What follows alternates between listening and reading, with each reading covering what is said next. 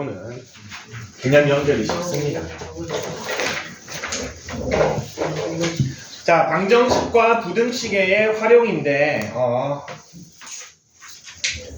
104쪽에 보면은 실제 문제 푸는 거는 그래프 그리고 대소관계 비교하면 됩니다. 그래프 그리는 걸로 요것도 끝이 나는데, 그래도 104쪽에 3차 방정식의 근의 판별만 조금 표시를 합시다. 저 개념 2번. 개념 2번은 좀 중요하긴 한데, 3차 방정식이 3차 함수가 기본적으로 극대극소를 다 갖는 걸로만 생각해 봅시다. 3차 함수가 극대극소를 갖지 않으면은 그는 그냥 무조건 한 개죠. 맞습니까? 이렇게 그려지든 이렇게 그려지든 x축하고의 교점은 하나 이상 만들어질 수 없습니다. 이런 애들은 근을 판별할 필요가 없죠. 실근 하나, 허근 두 개입니다. 맞죠? 중근도 아니니까 허근 두 개, 실근 하나인데 3차 함수가 극값을 약 두 개 다 가질 때, 이런 그림일 때는 근이 종류가 여러 개 생길 수 있죠. 어떤 경우가 있냐면은 서로 다른 세실근을 가질 수 있죠. 제곱차의 부호에 따라서. 그 다음에 하나의 실근과 또 한 쌍의 중근을 가질 수 있습니다.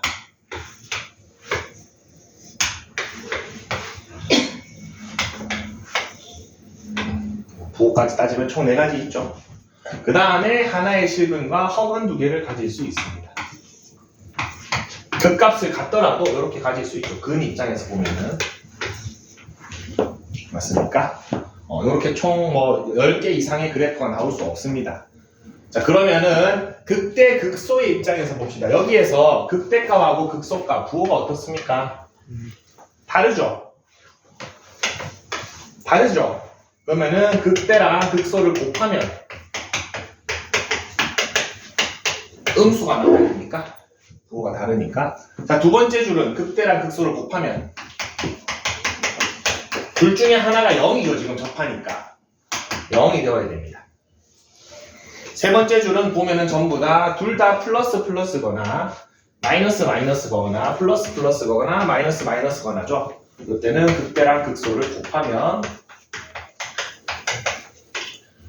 양수가 되어야 되죠. 왼쪽 걸 보고 오른쪽 걸 보는 게 아니고 이제 우리 오른쪽 사실을 가지고 왼쪽을 유추하자는 겁니다. 극대값, 극소값을 구해서 곱했더니 음수가 나와. 그럼 얘는 방정식으로 바꾸면 근이 3개이구나. x축하고 교점이 3개구나. 이렇게 유추할 수 있다는 겁니다. 요거 극대, 극소 곱했더니 0이 됐더니 얘는 접하는구나. 자, 근데 요 문제가 아까 전에 우리 이 전 페이지 연습 문제에서 24번 제일 어려웠던 문제 있죠? 아까 전에 gx, hx 놓고 나서 요런 거 그래프 유추했죠? 그래프를 유추했더니 여기를 알파 잡고 0 잡아가지고 문제가 풀렸죠. 맞습니까? 이런 과정들을, 이것들을 가지고도 그래프를 그려야 돼. 선생님은 의미 없이 10개를 그린 게 아니고, 여러분 이거 문제 풀다 보면은 아까 같은 고난도 문제에서는 내가 생각해 볼 수 있는 그래프 개형을 다 그려보는 거야. 그 중에서 탈락시켜 나가야 돼.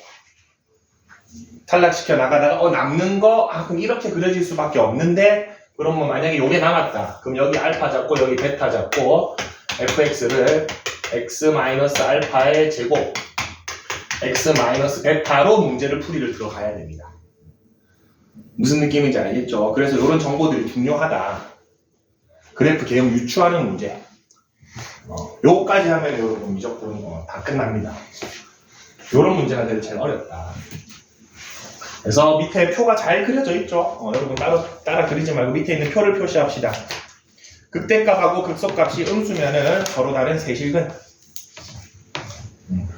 극대값하고 극소값 곱한 게 0이면은 한 실근과 중근. 그리고 정확히는 한 실근과 두 허근.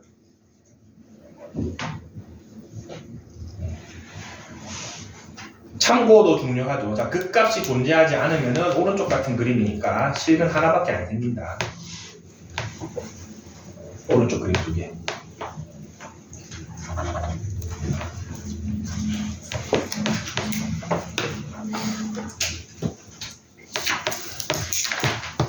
문제 문제로 갑시다. 이거는 뭐 식 설명 많이 들을 필요 없고 문제로 보면 편합니다.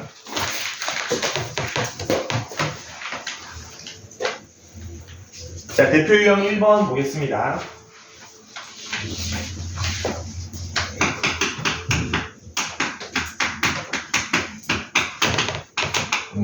요거 방정식에 실근의 개수를 물어봤기 때문에 요 녀석을 함수로 만들고 요 녀석도 함수로 만들어서 두 함수의 교점 문제로 봅시다. 교점의 개수가 실근의 개수죠. 얘 그리기만 하면 됩니다.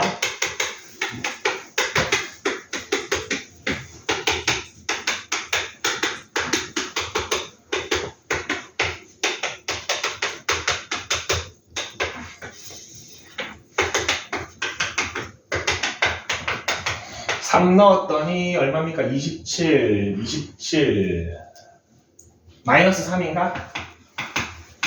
1 넣었더니 19 1이네요. 가로직선 y는 1이 1하고 마이너스 3인데 요 사이에 있겠죠? 교점 3개, 근 3개. 요래서 선생님이 그래프가 끝나면 다 끝난다고 한 겁니다. 여러분 그래프만 그릴 수 있으면 뭐 장난입니다. 2번 안 할게요. 뭐 똑같다. 다음 페이지 봅시다. 대표 유형 2번 x 3승 플러스 3x 제곱 마이너스 9x 마이너스 k는 0이 한 개의 음근과 두 개의 양근을 갖도록 하세요 라는 문제입니다.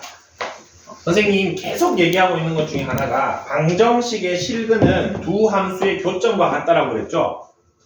자, 요거 방정식이죠. 자, 함수 두 개를 얘 전부 다 줬고 y는 0에서 x축 해도 되죠. 자, 근데 우리 상수 함수는 그리기가 쉽습니까? 어렵습니까? 쉽죠? 가로직선이니까. 자, 요 문제는 선생님 같으면 k를 하나 넘기겠습니다. k를 하나 넘겨서 어떤 함수랑 요 함수랑 요 함수의 교점 문제로 바꿔서 풀겠습니다. 저는 오케이. 책은 책도 넘겼네. 책도 넘겨놨네요. 안 넘겨도 되기는 됩니다. 근데 안 넘기면은 3차 함수에 여기 마이너스 k가 붙어 있어서 얘를 깔끔하게 그리기가 어렵죠. 근데 얘 깔끔하게 그릴 수 있죠. 근데 얘는 우리 깔끔하지 않더라도 왔다 갔다 하기 쉽잖아. 가로직선이니까. 요게 조금 더 풀기 용이하다. 자, 그럼 얘 그려보면은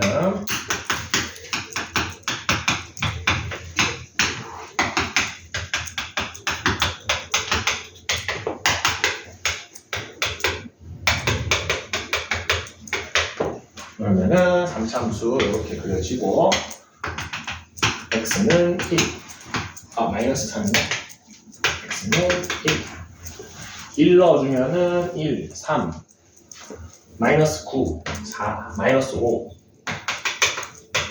마이너스 3 넣어주면은 27 서로 소거되고 27 남네요.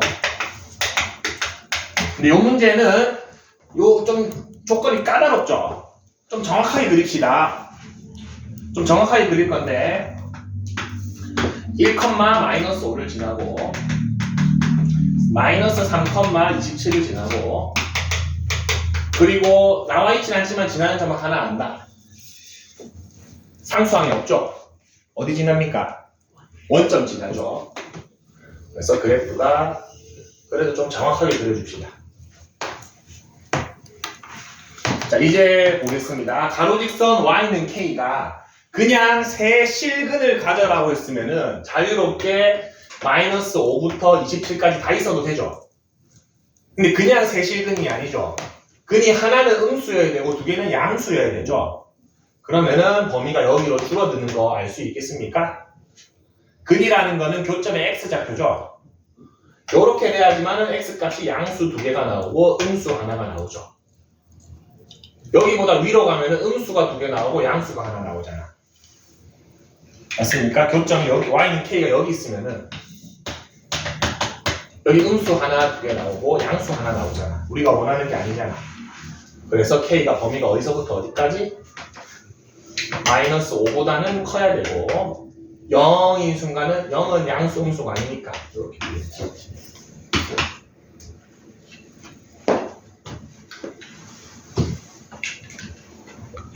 역시나 뭐가 제일 중요하다?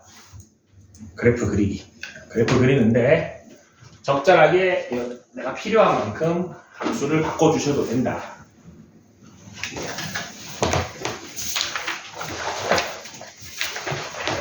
자, 근데 방금 풀었던 106쪽, 107쪽 있잖아. 둘 다 뭘로도 풀 수 있냐면은 그냥 고민하지 말고 극대값, 극소값 찾아가지고 두 개 곱해서 0보다 크다, 작다, 뭐 같다 하면은 개수랑 일치하게 풀 수 있습니다. 무슨 말인지 알겠죠? 근데 실전에서는 그거보다 요걸 많이 쓴다. 그리고 저거를 쓰는 이유 언제 쓰냐면은 극대극소가 예를 들어서 지금 이 문제가 요렇게가 안 나오고 세실근이다 이랬으면은 지금 K의 범위가 마이너스 5부터 27이죠. 마이너스 5에서 K는 27인데 자, 요거랑 똑같은 답이 극대값 구하고 극소값 구해서 두 개 곱해서 세실근이니까 음수다 하면 요 범위가 나옵니다. 요 범위랑 똑같이 나와. 요렇게 하냐 요렇게 하냐는 우리의 선택인데 요게 편하죠. 이게 편합니다 해보면. 근데 요거는 왜 가르쳐 주느냐? K 값이 여기로 붙어 있으면 어떡하냐?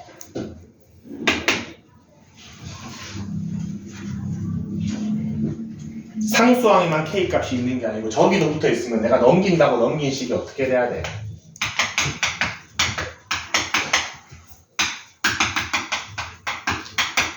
이렇게 되죠.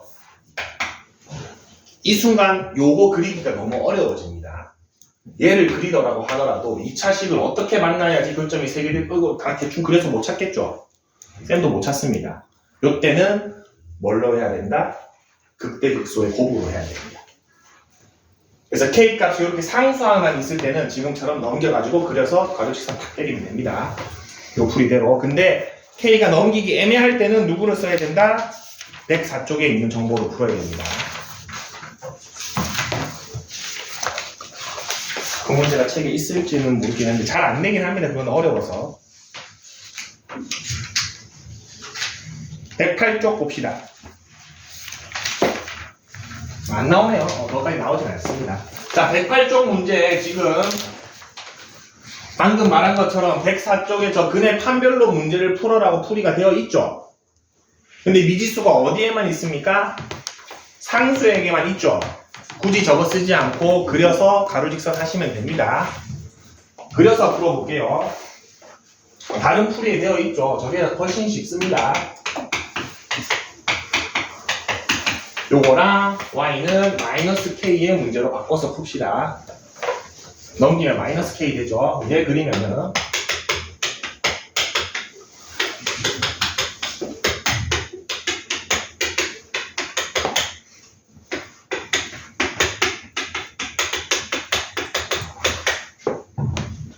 (1) 1이랑 2니까 1 넣으면은 5, 1,5. 그 다음에 2 넣으면은 28, 16, 마이너스 4, 36, 플러스 24. 4가 되네요. 아닌데? 맞는데?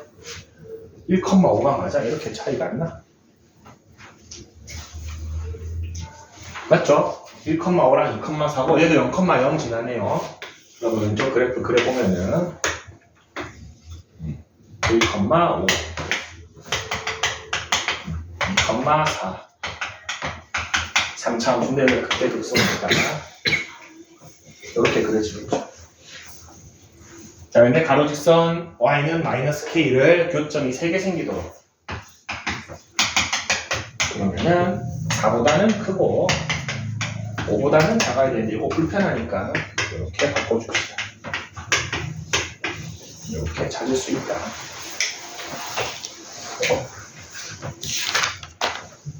책은 K를 안 넘기고 나머지 3개를 넘겼네요. 맞죠? 똑같습니다. 책은 요거 3개를 넘겨서 얘가 K고 얘가 부호가 바뀌었죠. 그래서 뒤집어진 그래프가 있는 겁니다. 얘가 뒤집어진 그래프가. 뭐든 상관없다. 그래서 굳이 저 근의 판별로 문제를 풀 필요는 없습니다, 여러분. 대부분 이 그래프로 찾으시면 된다. 부등식 마찬가지입니다. 볼게요. 자, 모든 실수 x에 대해서 다음 4차식이 성립하도록 하는 실수 a 값의 범위를 구하시오라고 되어 있습니다. 이제 3차식, 4차식에서는 모든 실수든 범위가 있든 판별식 쓸 리는 없습니다.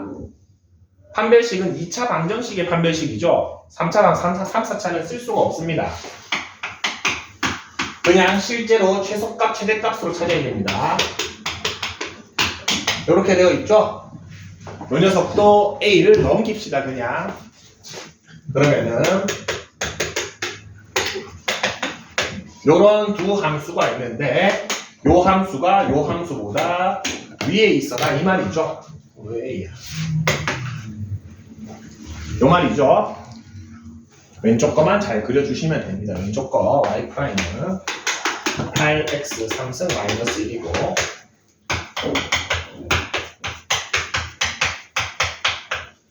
오랜만이네.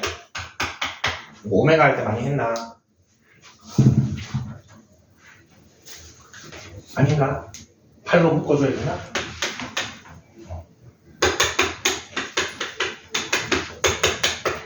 이렇게 되죠. 오메가 인수분해 할 때 많이 했죠, 이거. 그럼 여기서 어떤 근 생겨? 허근 생기죠? 여기서만 한 근이니까. 굳이 따지면 여기가 이렇게 되겠네요. 요거 꼭지점을 갖는 지점이 마이너스 4분의 1이죠. 되는 요 부분이 x가 마이너스 4분의 1이 되어야 되는데 요거 굳이 찾을 필요 없다고 했습니다. 어차피 요 4차 함수의 최소값은 어디서 갔습니까? 여기서 갔죠? 요 4차 함수가 누구보다 위에 있어라? 가로 직선 y는 마이너스 a보다 위에 있기만 하면 됩니다. 맞죠? 2분의 1을 넣은 함수값이 얼마입니까?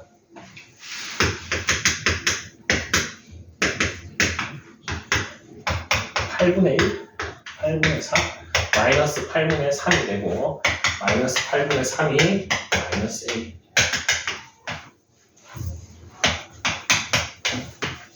이렇게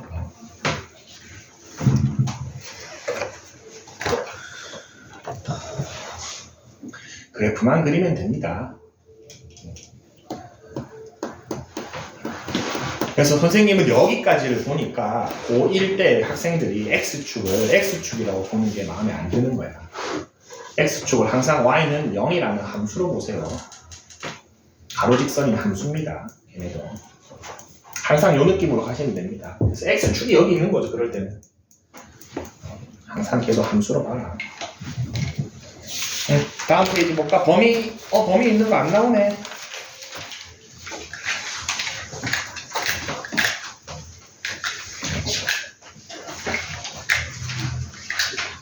11번 봅시다. 11번에서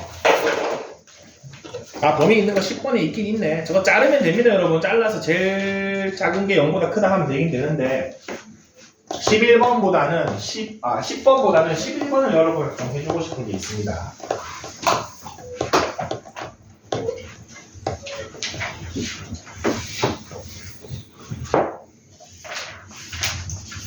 하나 좀 가르쳐주고 싶은 게 있는데 11번 걸렸네.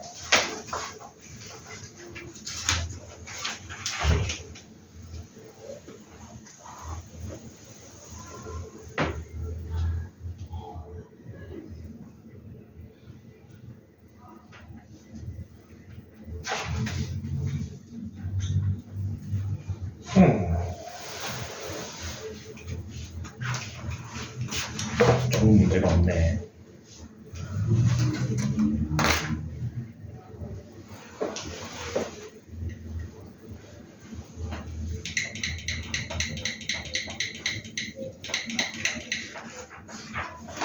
넘어갑시다. 아니 그냥 문제로 안 하고 개념으로 설명해 줄게요.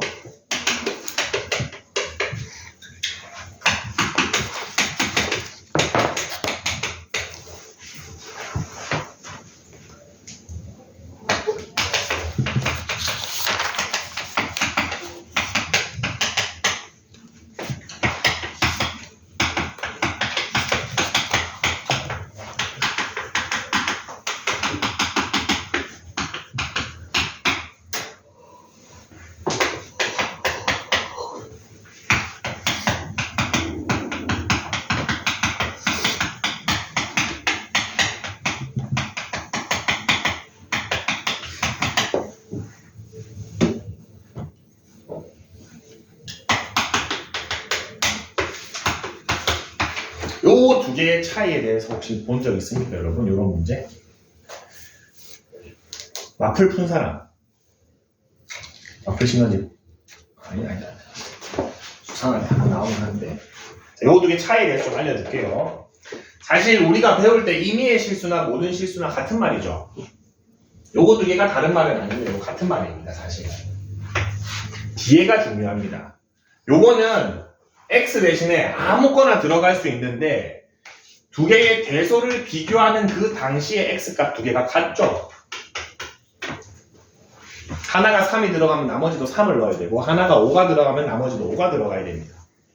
근데 얘는 임의의 실수 x1, x2라고 했기 때문에 얘 지 맘대로 아무거나 들어갈 수 있고 얘 지 맘대로 아무거나 들어갈 수 있죠. 비교하는 그 순간에 이 두 개의 x가 같을 필요가 없죠. 어떤 차이인지 알겠습니까? 자, 그러면 왼쪽 문제는 여러분들이 평소에 자주 보던 문제입니다. 2차 함수든 1차 함수든 저렇게 나와 있으면 쟤 넘겨버리죠, 그냥. 그래서 이 문제로 풀면 됩니다. 요거를 그려서 얘보다 크다 하시면 됩니다. 이 문제는 저렇게 하면은 안 되죠. 그림으로 설명해 줄게요. 만약에 fx가 4차 함수라면은 요렇게 되면은 요거는 요 2차 함수가 어떻게 그려져도 되냐면은 요렇게 그려져도 됩니다. 왜? 비교하는 순간에 x가 같죠. 그럼 같은 x를 넣었을 때 얘가 더 크기만 하면 되죠. 요렇게. 얘가 fx고 얘가 gx죠. 요 왼쪽은 요게 다 가능한 상태야. 얘는 저게 안 됩니다. 왜? x가 다를 수 있기 때문에 요거를 만족하는 그림은 어떻게 그려져야 되냐면은 애시당초 요 최소값보다 요 2차 함수의 최대값 자체가 더 작아야 돼.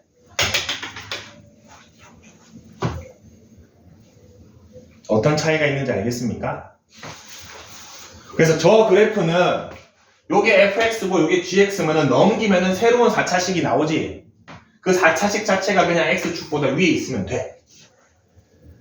그냥 풀면 됩니다. 이렇게. 얘는 넘기면 큰일 납니다. 처음부터 요 fx의 최소값을 찾아야 됩니다. 처음부터 요 gx 자체의 최대값을 찾아야 돼. 그리고 요 녀석이 요 녀석보다 작다를 해주셔야 됩니다. 어떤 차이인지 알겠죠? 여러분 요거 2차 함수에서도 충분히 나옵니다. 둘 다 2차식 넣기만 하면 되죠. 선생님이 여기 고1 마플 시너지에서 봤거든. 고1 마플 시너지 수상에서 선생님이 본 기억이 있습니다. 1등급 문제에서 펼치면 오른쪽 페이지 왼쪽 아래에 있거든. 이게 거짓말 치는 것 같죠. 나중에 찾으면 있습니다. 진짜 그런 문제가 있는데 요거 두 개를 구분할 줄 알아야 됩니다. 부등식 할 때. 대부분의 문제가 얘입니다. 맞죠? 그냥 넘겨서 풀죠.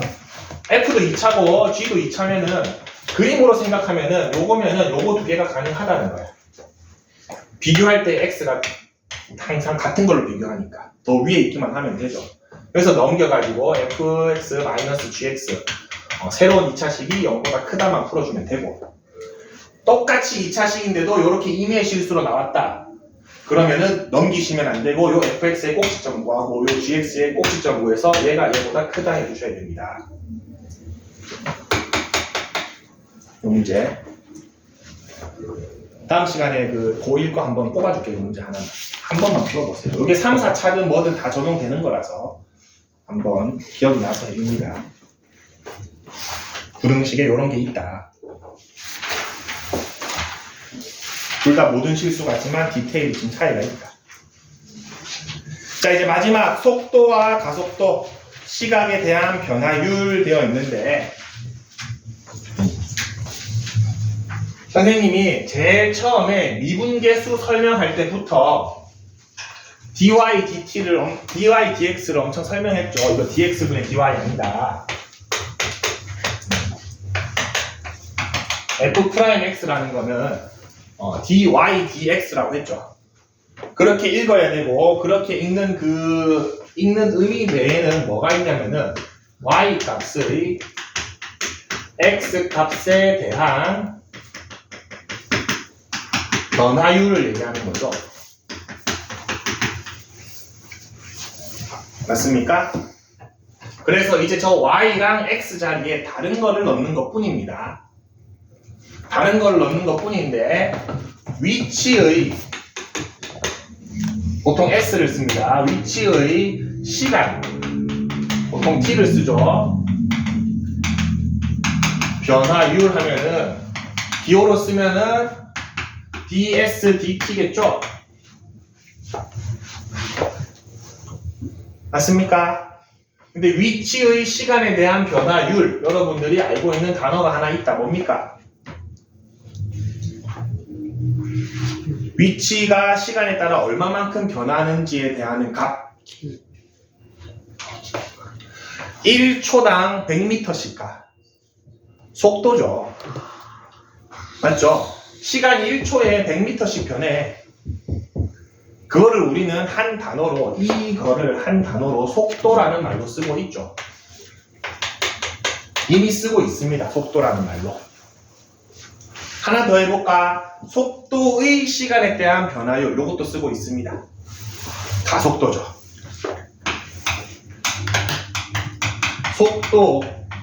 속도가 시간 예를 들어서 1초당 5m/s씩 속도가 빨라져.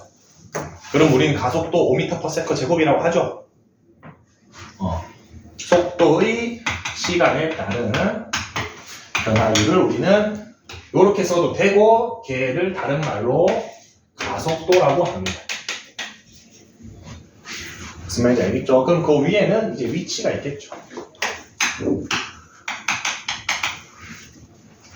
자, 그럼 위치를 뭐에 대해서 미분하면 t에 대해서 미분하면 뭐가 나온다?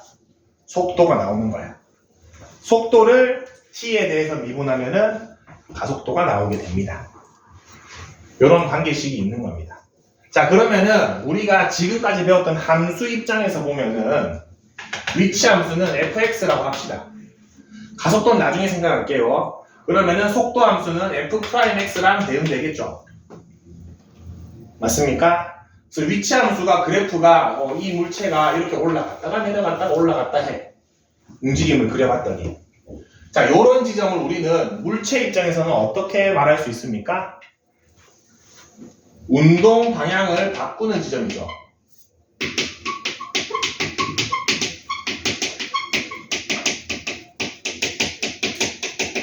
이렇게 올라가다가 요 지점 기준으로 내려가기 시작하잖아. 그리고 내려오다가 요 지점 기준으로 올라가기 시작하죠. 이런 지점을 위치 입장에서는 운동 방향을 바꾸는 지점이죠. 뭐랑 똑같습니까? 극값과 같죠? 극값과 같죠? 극값과 같습니다. 그래서 위치 입장에서 운동 방향을 바꾸는 지점을 찾고 싶으면은 속도가 얼마 되는 지점을 찾아야 됩니까? 순간적으로 0이 되는 지점을 찾아줘야 됩니다. 잘 생각해 보세요. 여러분 공을 쏘아 올리면은 올라갔다가 떨어지죠. 그러면은 맨 위에 꼭대기에 올라가다가 그 다음부터 내려오죠. 근데 그 꼭대기에서 무슨 일이 벌어져요? 순간적으로 공이 멈추죠. 속도가 0이 되죠. 도함수가 0이 되죠. 같은 개념인 거 아니겠습니까? 유일하게 요거 위배하는 게 빛이 있죠. 이건 얘기하지 맙시다. 빛은 멈추지 않습니다. 비추는 거울에서 쏴서 반사돼도 멈추지 않습니다. 너무 딥하니까 빛이 얘기하지 말고. 어쨌든 운동 방향을 바꾸는 지점은 속도가 0이 되는 지점. 본래 함수에서 보면은 극값과 같다. 찾는 과정이 똑같습니다. 그러면은 속도가 0이 되긴 됐는데 요렇게 올라가면 얘는 극값이라고 해? 안 하죠? 운동 방향을 바꿉니까? 바꾸지도 않죠. 똑같이 들어가면 됩니다. 자, 그 다음에 하나만 더 합시다. 속도의 크기. 우리 다른 단어로 하나 알고 있습니다. 뭡니까? 속도의 크기. 속력이죠. 그 다음에 가속도의 크기. 가속력이라고 합니다. 요거를 정확하게 이해하려면은 벡터랑 스칼라를 조금 알긴 해야 되는데 기본 개념만 설명할게요. 벡터라는 거는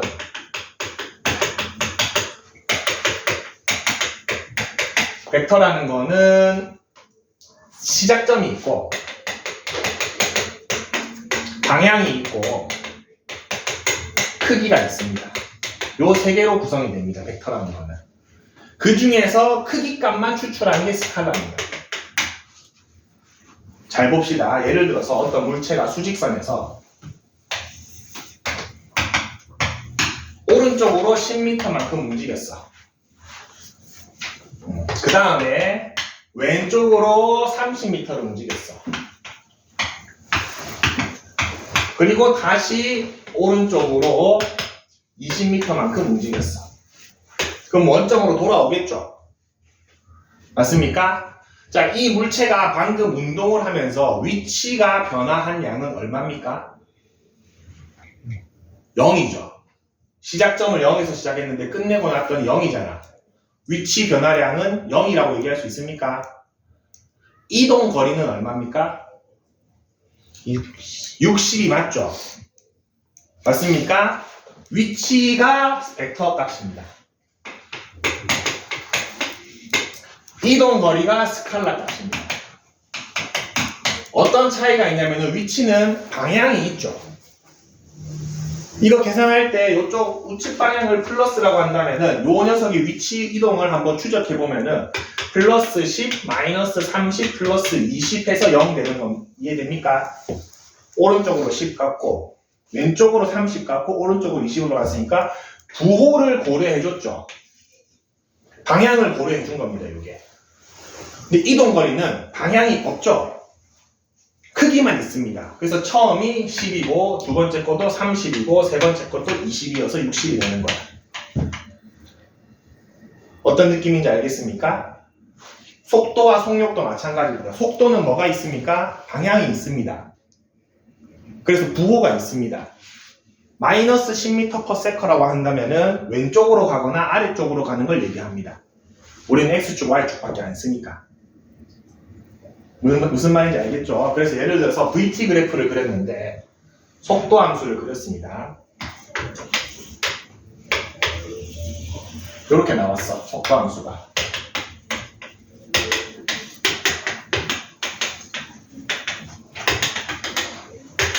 속도의 최대값 얼마입니까?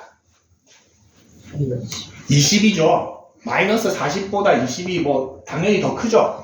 근데 이 물체의 속력의 최대값을 물어보면 40을 읽어주셔야 되는 겁니다. 뒤로 가더라고 하더라도 그 속도의 크기 자체는 40이잖아. 걔가 더 크죠. 그 차이 알겠습니까? 그래서 여기 위치에 대응되는 스칼라 값이 방금 전에 얘기했지만 이동거리, 속도에 대응되는 스칼라 값이 속력, 가속도에 대응되는 스칼라 값이 가속력입니다. 우리 함수 좌표 평면에 표시한다는 거는 뭐가 있는 겁니까? 부호가 있는 거죠. 그래서 얘네들을 다룹니다. 무슨 말인지 알겠죠? 좌표 평면에 표시하는 거는 플러스 마이너스가 다 있잖아. 그래서 얘네들을 전부 다 다루는데 가끔 얘네를 물어봅니다. 그러면은 부호 떼고 크기만 구해주시면 됩니다. 봅시다. 그 다음에 뭐 111쪽에는 시각에 대한 변화율이 있는데 내가 원하는 값들을 전부 다 그냥 t에 대해서 미분만 해주시면은 변화율이 나옵니다. 뭐 부피의 시간에 따른 변화율 하면은 v라는 부피 값을 t에 대한 식으로 만들어내고 얘를 t로 미분만 하시면 됩니다. 그러면은 변화율이 나옵니다. 뭐 이동거리 뭐 저 다 똑같습니다. 넓이든 부피든 길이든. 볼게요. 112쪽. 어렵지 않습니다.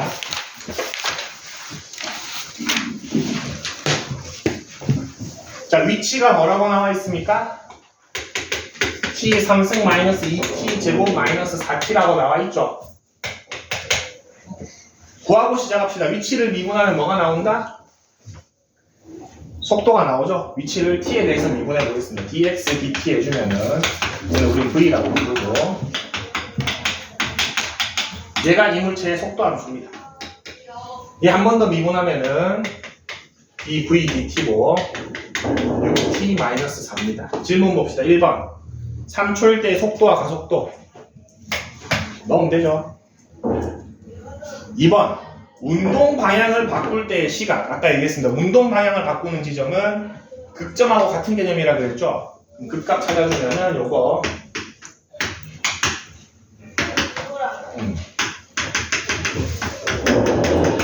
몇 초입니까? 2초만 읽어주셔야 됩니다.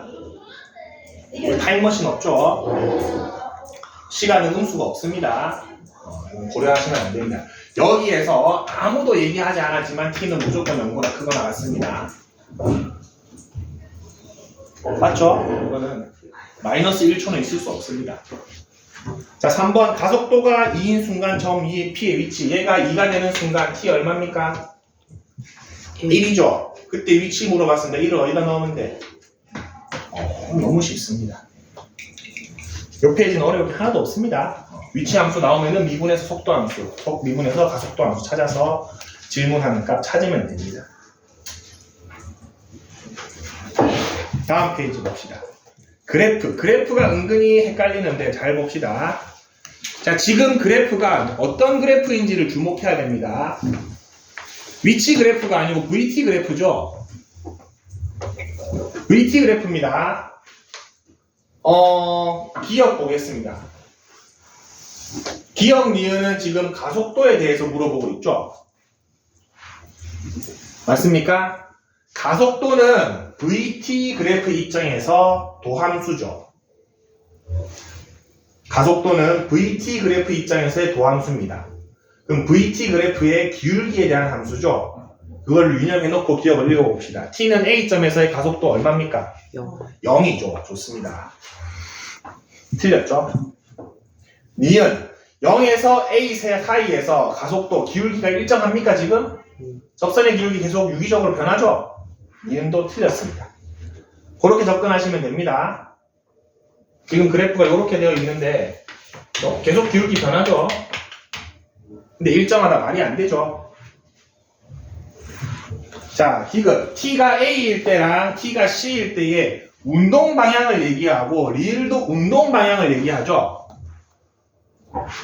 이거를 잘해야 돼. 지금 운동 방향을 얘기하니까 나는 이제 다시 요거 두 개로 생각해야 돼. 그럼 지금 그려진 그래프가 뭐가 그려져 있는 겁니까? 도함수가 그려져 있다라고 생각을 다시 바꾸셔야 됩니다. 무슨 말인지 알겠습니까? 똑같은 VT 그래프인데 요거 두 개를 따지면은 얘가 fx고 얘가 f'x죠. 기억님 그렇게 판단했습니다. 근데 지금 운동 방향에 대해서 물어보면서 속도가 나와 있죠. 그럼 요거 두 개로 생각하면은 위치 함수는 fx고 얘가 지금 f'x가 그려져 있구나라고 생각을 다시 바꿔야 된다고. 그럼 지금 이 그래프가 도함수가 된 거예요. 지금은 디귿 봅시다. 운동 방향은 서로 반대이다라고 했는데 A일 때랑 C일 때랑 속도가 지금 어떻습니까? 이건 그냥 봐도 되네. A일 때 속도 양수죠. C일 때 속도 음수죠. 위치는 서로 반대로 가고 있겠죠. 양수랑 음수니까. 리을 운동 방향을 두 번 바꾼다. 운동 방향을 바꾸는 지점은 어떤 지점이라 그랬죠? 극점이라 그랬죠. B점에서 한 번, D점에서 한 번 바꿉니다. 도함수가 0이 되는 지점. 우리 출발 지점은 포함시키지 않습니다.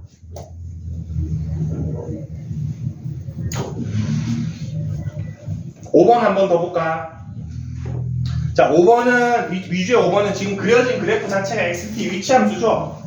운동 방향을 바꾸는 지점은 극점이라 그랬죠. 바로 읽으시면 됩니다. 어디서 극점입니까? B점이죠. B점. 얘 자체가 fx라고. 무슨 말인지 알겠죠? 누가 fx인지 누가 f'x인지를 좀 파악하는 게 좀 필요합니다. 여기서는.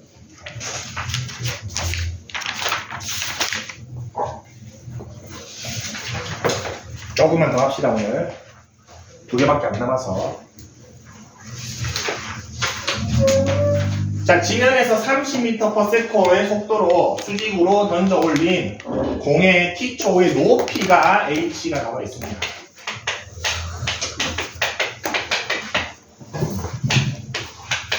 여러분, 높이는 위치입니까? 속도입니까? 가속도입니까? 위치죠. 위치를 알려주고 있는 겁니다.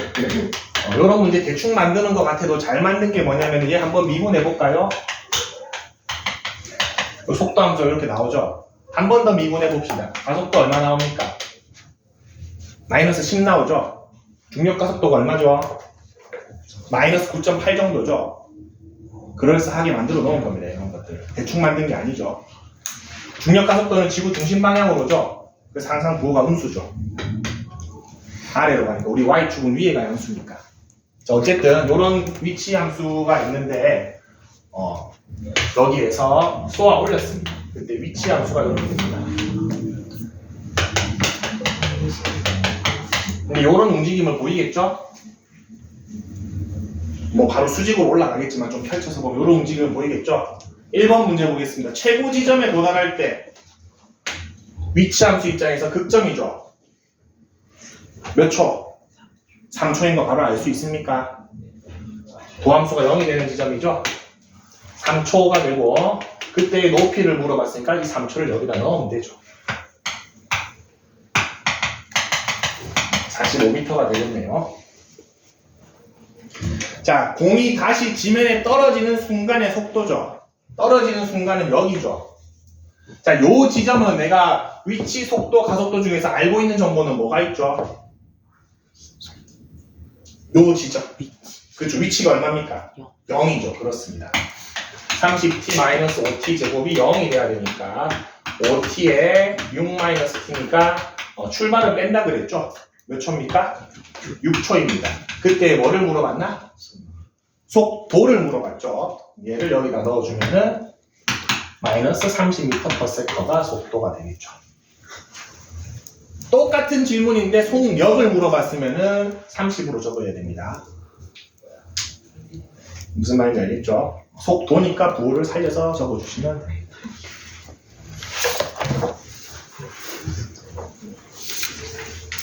이 마지막 거 어려울 텐데.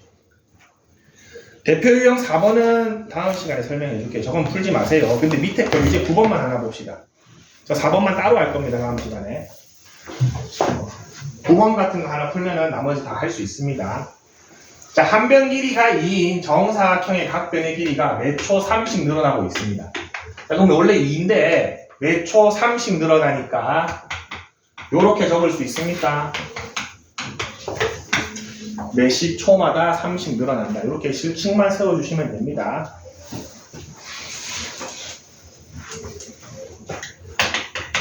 대각선 길이의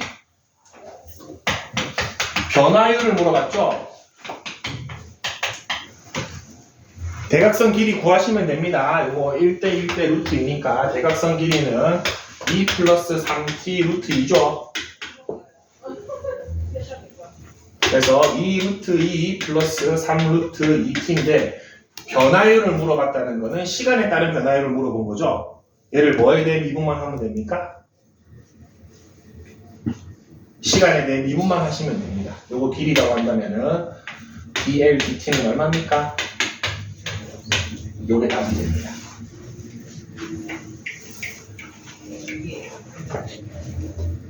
변화율이라는 거는 미분만 하시면 나오는데 여기서는 별 말이 없으면은 시간에 따른 변화율을 얘기합니다. 이제 10번 봅시다. 구 모양의 공이 있습니다. 반지름이 1입니다.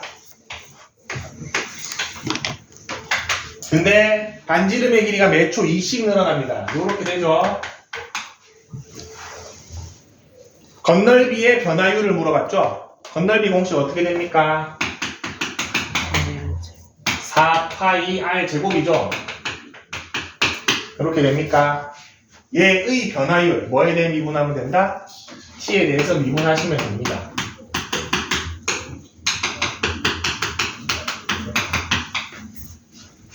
저 전개 안 하고 이렇게 미분합시다. 안에 거 한번 미분해서 곱해줘야 되죠. 근데 지정해줬죠. 몇 초일 때? 3초일 때의 변화율이니까 여기 t 대신에 3만 넣으시면 됩니다. 7, 8, 56, 112, 8. 자, 그 다음에 부피의 변화율인데 반지름이 9가 됐을 때죠. 부피의 변화율을 먼저 구합시다. 부피는 3분의 4파이 r 세제곱. 요거의 변화율은 dv dt는 4파이에 1 플러스 2t의 제곱 곱하기 2입니까? 근데 반지름이 얼마 됐을 때? 9가 됐을 때 다시 처음으로 돌아갑시다. 얘가 9가 되려면 몇 초가 돼야 돼? 4 넣으시면 됩니다. 여기까지 하겠습니다. 118초까지. 뒤에 변화율 문제는 조금 어려울 것 같긴 한데 끝까지 한번 볼까?